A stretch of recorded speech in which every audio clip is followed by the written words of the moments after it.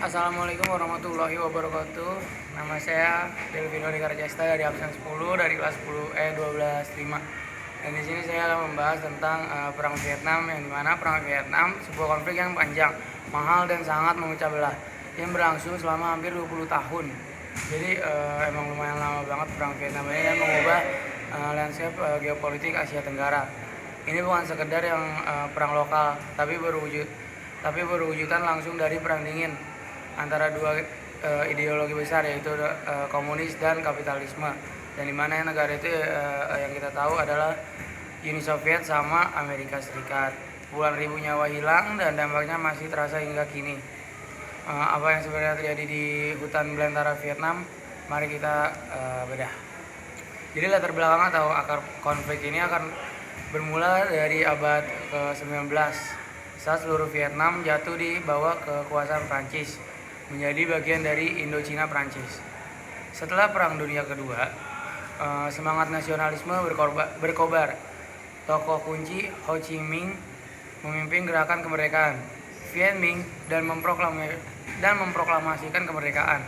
Namun, Prancis berusaha merebut kembali koloninya, memicu Perang Indochina pertama, yaitu pada tahun 1946 sampai 1954. AS pada awalnya memberikan bantuan finansial kepada Prancis karena kekhawatiran untuk penyebaran komunisme di bawah teori domino sendiri. Dari mana teori domino sendiri itu ya, yang seperti di mana tuh kayak suatu wilayah bisa berdampak kayak ke wilayah lainnya gitulah. Terus Perang Indochina pertama berakhir dengan kekalahan Prancis dan perjanjian Jenewa 1954 yang membagi Vietnam menjadi dua, yaitu Vietnam Utara dan Selatan, yang bersekutu dengan Barat dengan ibu kota Saigon, dan Utara itu kota Hanoi. Pemisahan ini seharusnya sementara dengan rencana pemilu untuk menyatukan kembali, namun pemilu tidak pernah terjadi. Kronologi perangnya itu resmi berlangsung dari sekitar tahun 1955 hingga 1975.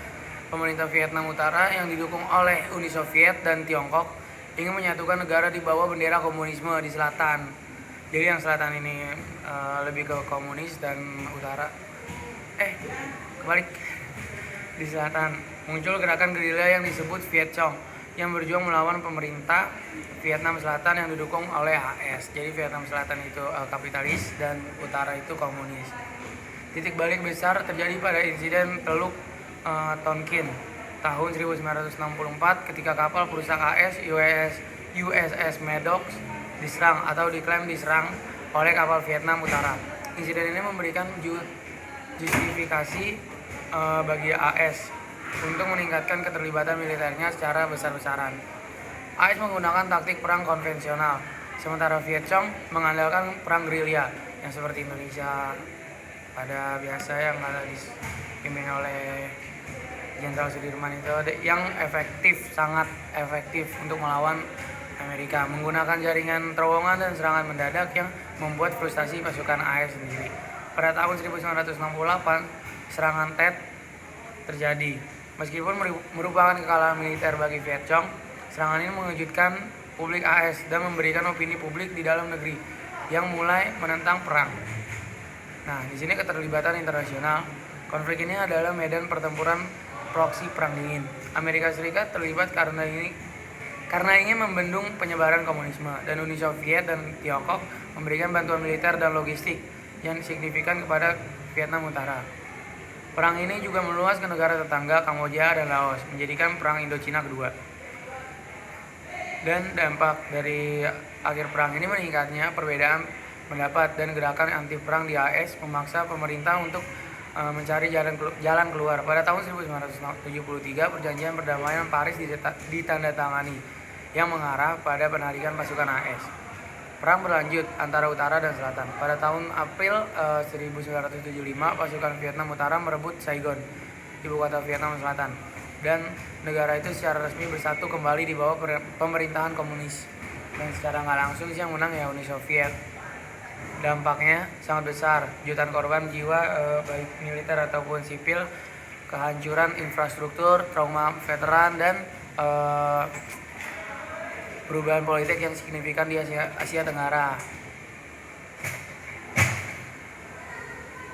Dan kesimpulannya adalah Perang Vietnam tetap menjadi salah satu babak paling kompleks dalam sejarah modern. Ini menunjukkan batas kekuatan militer superpower melawan tekad nasionalisme dan perang gerilya serta kekuatan opini publik dalam negeri. Jadi sekian saja penjelasan dari Perang Vietnam dari Delvino Ricardo Cesta kelas 12.5. Sekian, terima kasih.